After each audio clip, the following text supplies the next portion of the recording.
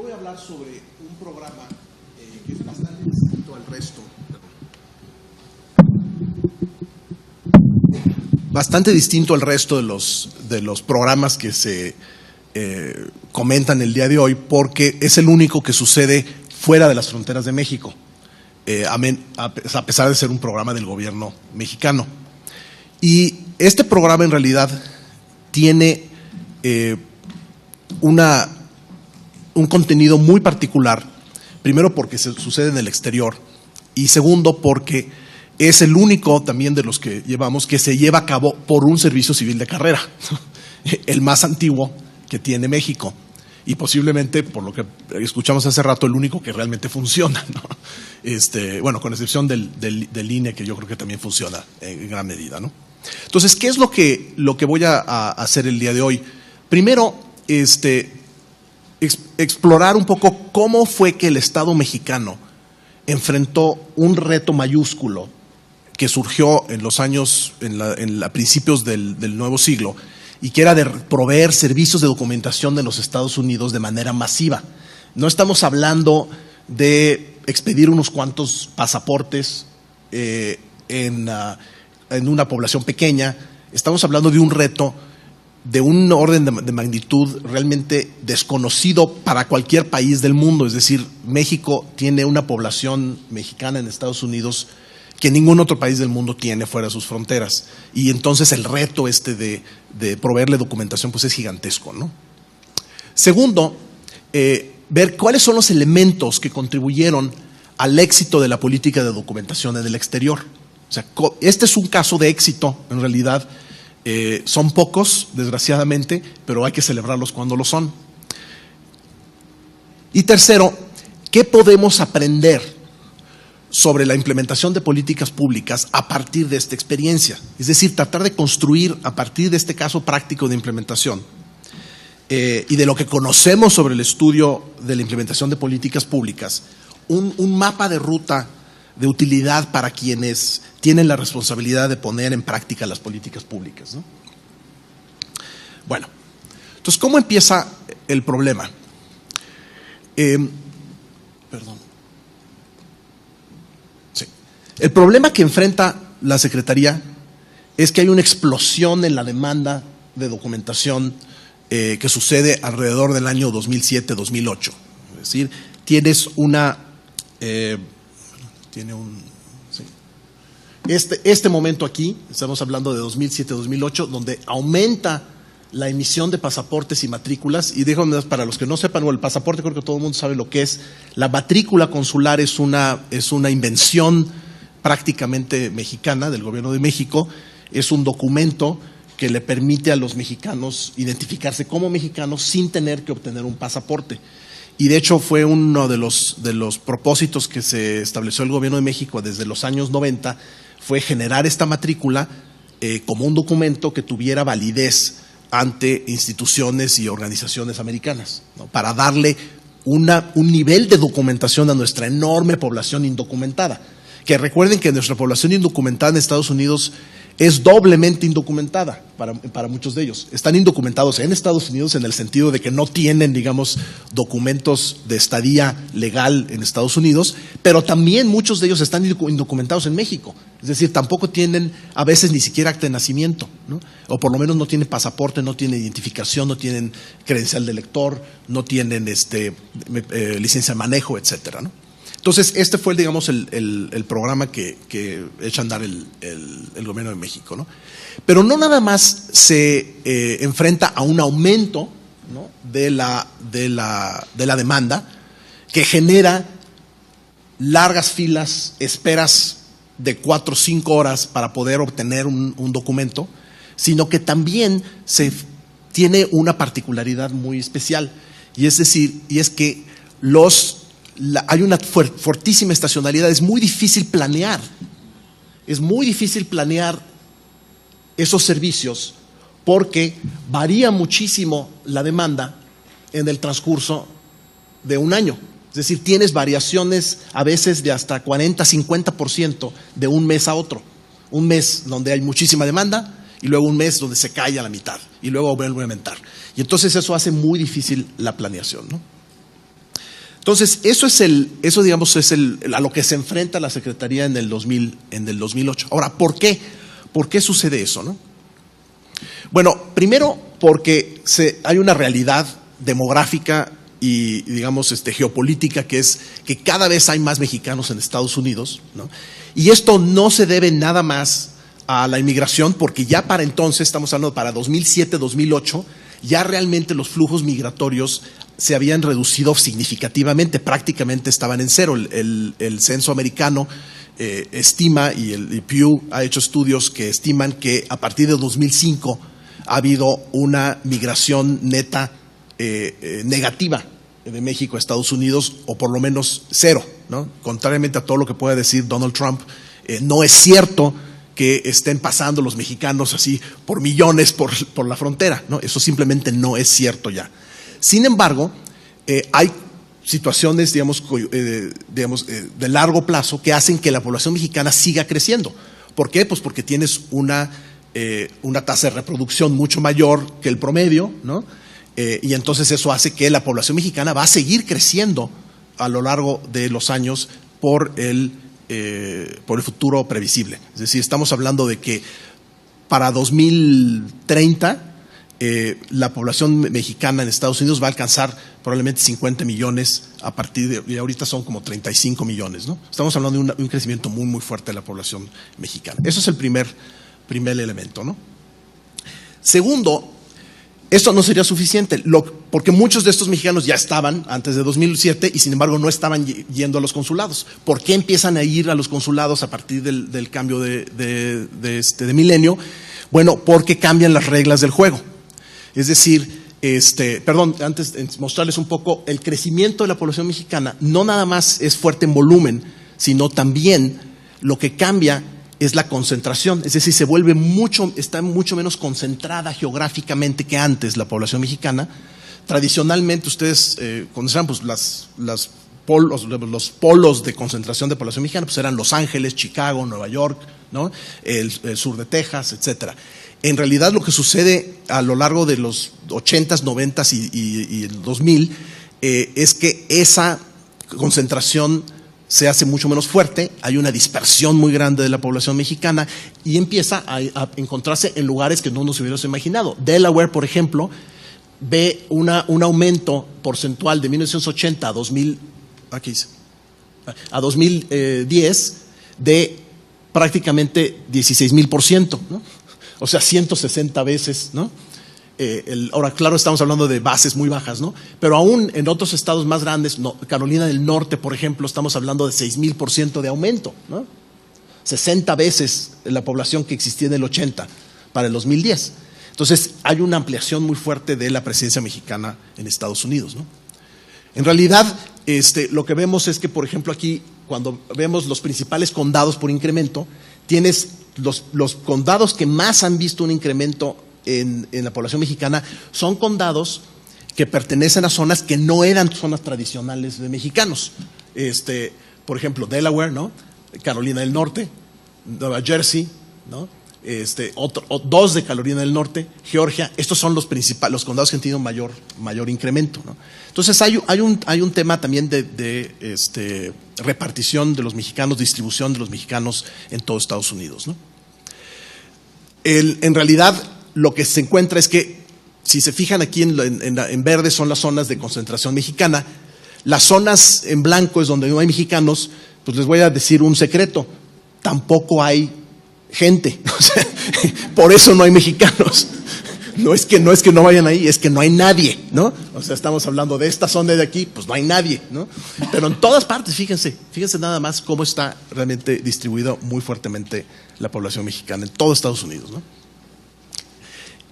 Y México obviamente tiene una red consular muy grande, ¿no? La más grande del mundo en otro país, 50 consulados en Estados Unidos, y de hecho en los próximos meses probablemente aumenta a 52 consulados esa red, ¿no? ¿Cuál es el siguiente fenómeno? Está el fenómeno demográfico, ¿no? Y el otro fenómeno es una política pública de un país externo, ¿no? Que afecta a una política pública de México. Y es que se establece la iniciativa hemisférica, ¿no? Que es nuevas reglas para el transporte de personas en Estados Unidos, donde por primera vez ya se requiere que tengan pasaporte antes de subirse a cualquier avión, ¿no? Y eso pues genera evidentemente una necesidad de documentación para los mexicanos, pero va más allá de la iniciativa hemisférica. Cada vez más en Estados Unidos vas necesitando documentos para muchas cosas que antes no necesitabas, ¿no? Entonces, por ejemplo, necesitas para comprar alcohol, necesitas 2 piezas de identidad, ¿no? Si pareces más o menos menor, ¿no? A mí afortunadamente ya desde hace varios años ya no me piden mi identificación cuando quiero comprar vino, pero para consumirlo, para comprarlo, para consumirlo, ¿no? Para comprar tabaco, ¿no? Para ingresar a ciertos lugares, ¿no? Y bueno, incluso hasta para obtener descuentos o reembolsos de tus compras cuando vas a Walmart, ¿no? Entonces hay una necesidad muy fuerte de la población mexicana en Estados Unidos de documentos, ¿no? Entonces, ¿cuál es el modelo que establece, que desarrolla México para atender a esta problemática, ¿no? Bueno, esencialmente México opta, y digo opta porque con un poco entre comillas, porque en realidad el margen de maniobra, como veremos, es un poco limitado, pero opta por un modelo que se caracteriza por primero la proximidad, ¿no? Es decir, busca el gobierno de México acercar los servicios a los lugares donde están los mexicanos, que crecientemente es en todas partes, ¿no? Entonces eso ya genera un primer elemento de la política de documentación.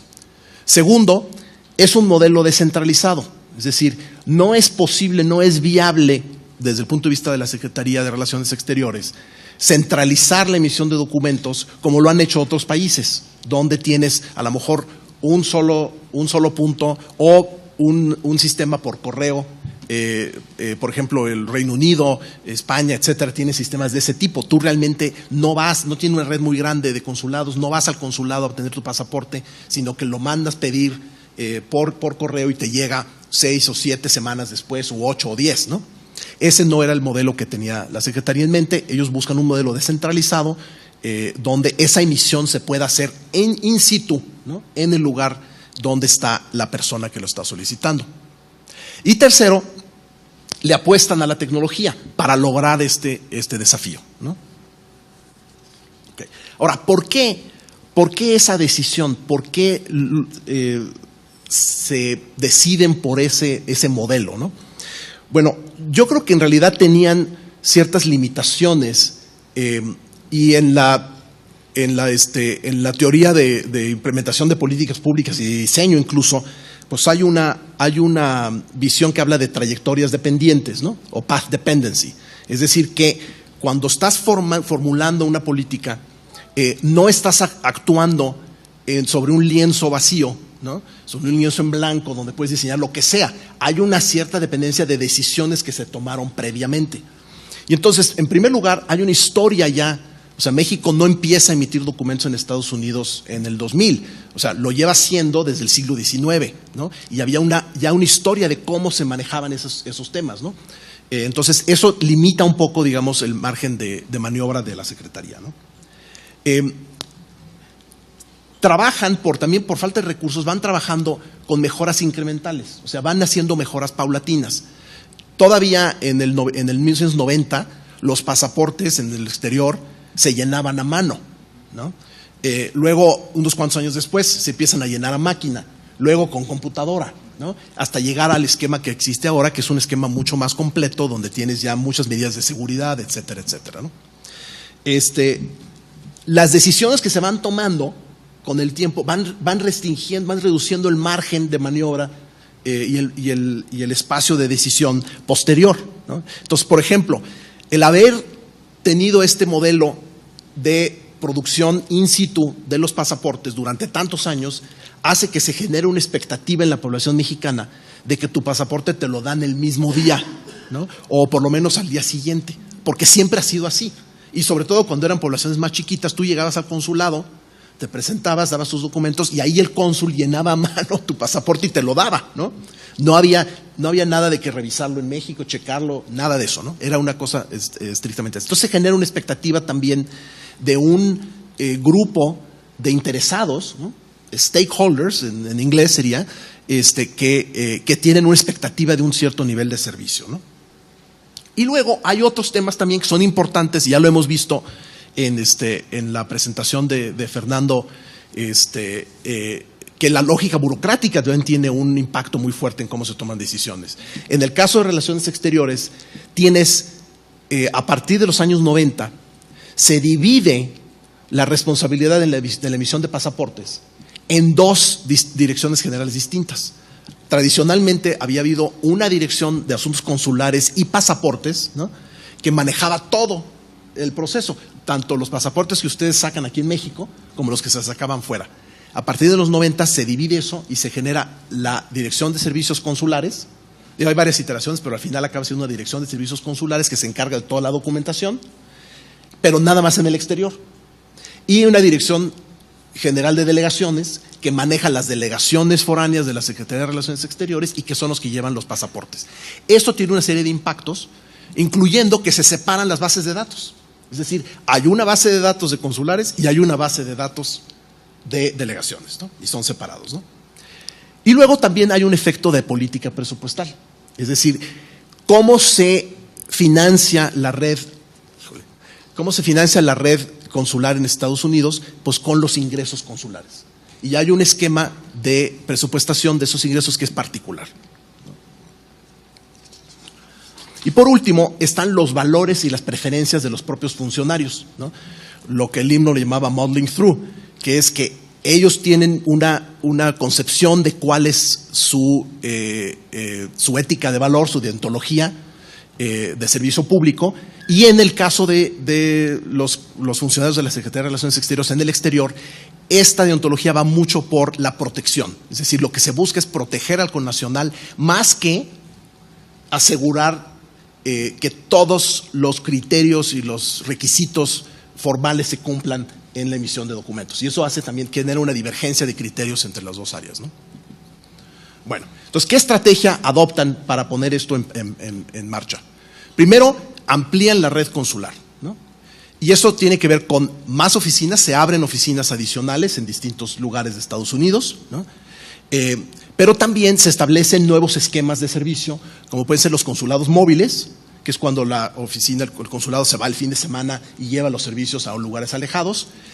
También establecen consulados sobre ruedas, que ya son oficinas ya más permanentes, que andan circulando, pero de manera permanente. Son equipos consulares que, por ejemplo, en Los Ángeles hay 3 consulados sobre ruedas, que están en distintos lugares, muchas veces en malls, ¿no? Y ahí dan el servicio, ¿no? Segundo, hay un incremento de personal bastante importante, tanto del Servicio Exterior Mexicano, que representa más o menos 1 de cada 10 funcionarios que trabajan en los consulados, y la mayoría es con personal local que se contrata localmente para dar esos servicios, ¿no? Invierten en tecnologías de la información, primero buscando la automatización de los procesos, o sea, ya no hacemos el pasaporte a mano, lo hacemos impreso en una computadora. En segundo lugar, le apuestan a la seguridad, y entonces ya tienes toma de biométricos, etcétera, etcétera. Y la simplificación también, o sea, a través de la tecnología poder simplificar los requisitos. Por ejemplo, ya no tienes que llevar fotografía y copias, sino que ahí te los toman y ahí te hacen todo el proceso, ¿no? Eso es la estrategia. Y por último, y aquí es donde hay un involucramiento incluso directo del CIDE, es en ordenar procesos. Ellos deciden, vamos a ordenar procesos con sistemas de citas, para que entonces esa demanda que vimos que era tan poco previsible, le pudieras dar mayor previsibilidad y pudieras controlar cuánta gente te está llegando día a día, ¿no? Estándares de atención, es decir, ahí sí estamos hablando no de reglas previas, sino de establecer estándares de operación, de niveles esperados de operación desde el punto de vista del público. ¿Cuánto me voy a tardar en que me atiendan? ¿Cuánto me voy a tardar en salir con mi pasaporte, ¿no? ¿Cuánto me voy a tardar en que me den una cita? Ese tipo de estándares, ¿no? Entonces es la estrategia que adoptan, ¿no?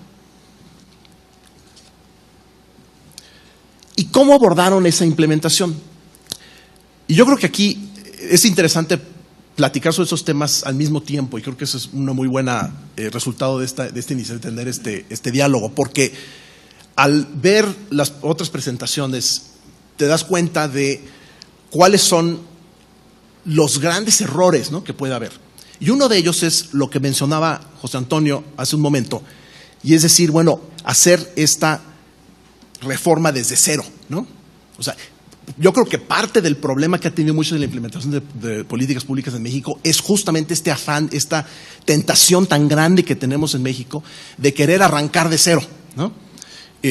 Y aquí lo que hacen en relaciones es exactamente lo opuesto, es decir, no arrancan de cero, sino que adoptan una estrategia que es mucho más, yo diría, modesta en sus alcances. ¿Qué hacen? Movilizan la institución, tienen una institución muy robusta, porque tienen un servicio de carrera bien articulado, con una deontología muy fuerte de servicio, ¿no? Le agregan asistencia técnica, es decir, salen afuera y decir, a ver, ¿cómo le hago para hacer esto, no? Que es un poco también lo que se hizo en el caso de la implementación de reforma penal. También hubo mucha asistencia técnica de fuera, incluso de fuera del país, ¿no? Estados Unidos, Chile, etcétera, ¿no? Aquí la asistencia técnica fue del CIDE, ¿no? Y luego este enfoque incrementalista, es decir, no a la tabula rasa, sino un enfoque incrementalista. Un enfoque en proyectos, es decir, dividir la implementación en pedacitos y decir, bueno, este es mi proyecto de eliminar las fotos, este es mi proyecto de poner un sistema de citas, este es mi proyecto, y entonces lo voy terminando, y cuando termino el proyecto, entonces empiezo con algo nuevo, ¿no? No me trato de comer el pastel completo, como decía Castañeda, la enchilada completa, ¿no? Perdón, ups, ¿me lo puedes volver a...? Me salí. Ok. Y por último, un enfoque basado en evidencia. Es decir, ahí, y esto fue parte, yo creo que de la contribución que hizo el CIDE, es de ayudarles a utilizar la tremenda cantidad de información que tenían en sus bases de datos para tomar mejores decisiones y saber, a ver, ¿dónde viene la demanda? ¿Dónde tengo recursos? ¿Dónde necesito más gente? ¿Dónde ya no necesito tener un consulado móvil, ¿no? ¿Dónde lo puedo cerrar, ¿no? Lo primero, y lo quiero hacer muy fuerte, yo creo que esto es algo que tenemos que aprender en México. Hay que resistirse a el Big Bang, o sea, al querer hacer las cosas todas en un solo momento, ¿no? Aunque sean 8 años, ¿no? Pero decir, vamos a restablecer todo el sistema de justicia penal, vamos a reinventar completamente la emisión de pasaportes, vamos a rediseñar completamente todo nuestro esquema burocrático, ¿no? Y vamos a hacerlo de un jalón, ¿no?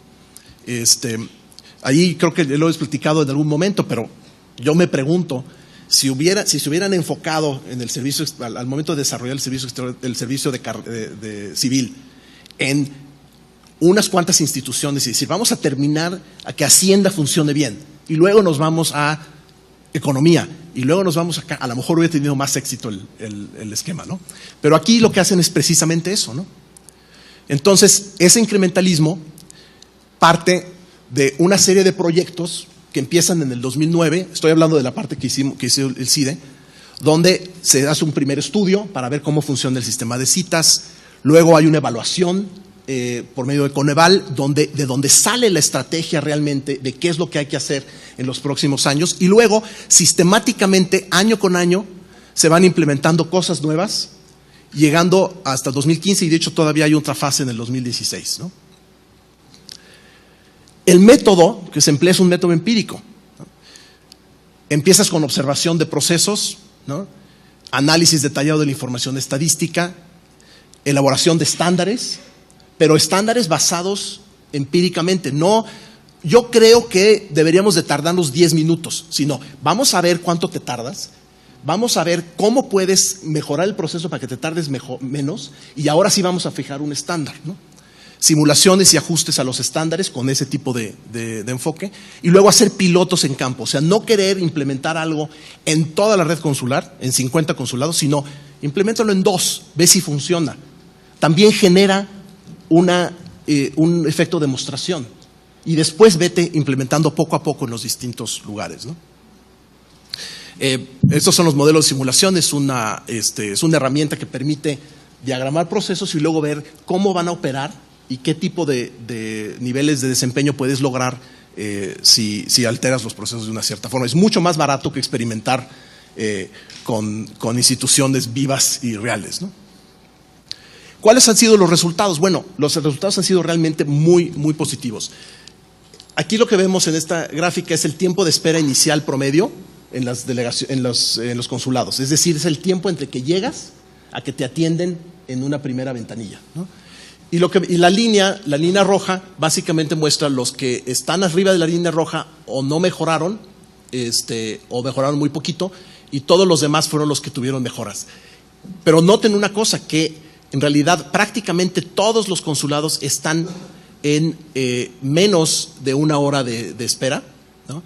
Y la gran mayoría están en menos de, este es el que quería mostrarles. El tiempo de espera inicial promedio, o sea, todo este tiempo, casi todos los consulados están en menos de 30 minutos de espera, ¿no? Y eso no era el caso, las esperas eran de horas a veces, ¿no? Segundo, ahora el tiempo total también varía muchísimo y finalmente es lo que más le puede interesar a la gente, ¿no? Lo que se logró hacer es que prácticamente todos los consulados, todos los consulados lograron mantenerse en un nivel de menos de 90 minutos para todo el servicio. Es decir, un pasaporte completo en menos de 90 minutos, ¿no? Yo les puedo decir que ningún país del mundo tiene un proceso tan rápido, ¿no? Muy bien. Pero hay un problema. Esta es la fórmula que define la entropía en los gases, ¿no? Y la entropía es un fenómeno también de las organizaciones. ¿Por qué se da la entropía? Bueno, porque la teoría, digamos, en la termodinámica, lo que te dice es que los sistemas tienden a buscar el futuro más probable. Y el futuro más probable es aleatorio, es una distribución aleatoria, ¿no? Entonces, entre más ordenado es un sistema, más tiende a la entropía, más tiende a desordenarse, ¿no? Y es exactamente lo que vimos que sucedió en los consulados. Es decir, esos resultados iniciales que se tuvieron cuando se hacía la implementación, después se iban desmejorando, ¿no? Por ejemplo, tomamos un caso en particular. Este es el Consulado General de México en Dallas. Lo que vemos es que del status quo ante a la implementación hubo una mejora significativa. O sea, bajaron de 98 minutos totales a 72 minutos, ¿no? Pero luego regresas 2 años después, cuando empezamos un esquema de certificación, ¿y qué es lo que pasó? Volvió a subir, ¿no? Volvieron a subir los tiempos, se desordenó el proceso, ¿no? Entonces, ¿qué es lo que hicimos para resolver eso? ¿Qué hizo la Secretaría? Bueno, estableció un mecanismo de certificación que es una especie de contrapeso a la entropía, ¿no? Se generan incentivos institucionales, todos los jefes de oficina quieren tener el certificado, ¿no? El perderlo es muy costoso políticamente, ¿no? Y entonces eso genera un contrapeso contra esa entropía y el resultado, es un resultado nuevo porque lo acabamos de determinar. El tiempo total en Dallas, por ejemplo, se redujo otra vez a 38 minutos, ¿no? Y esto digamos es la clave del éxito. O sea, incluso una implementación exitosa o semi exitosa, si la dejas, tiende al fracaso, ¿no? Es muy difícil controlar eso en la administración pública, ¿no? Entonces, para concluir, ¿qué elementos realmente ayudan a una buena implementación? En primer lugar, yo creo que tener objetivos claros y estables, ¿no? Y eso lo vimos también en las presentaciones anteriores, donde los objetivos o no eran claros o no fueron estables, es decir, fueron cambiando con el tiempo. Y creo que en México tenemos un problema muy grave de continuidad en las políticas y continuidad en los enfoques, ¿no?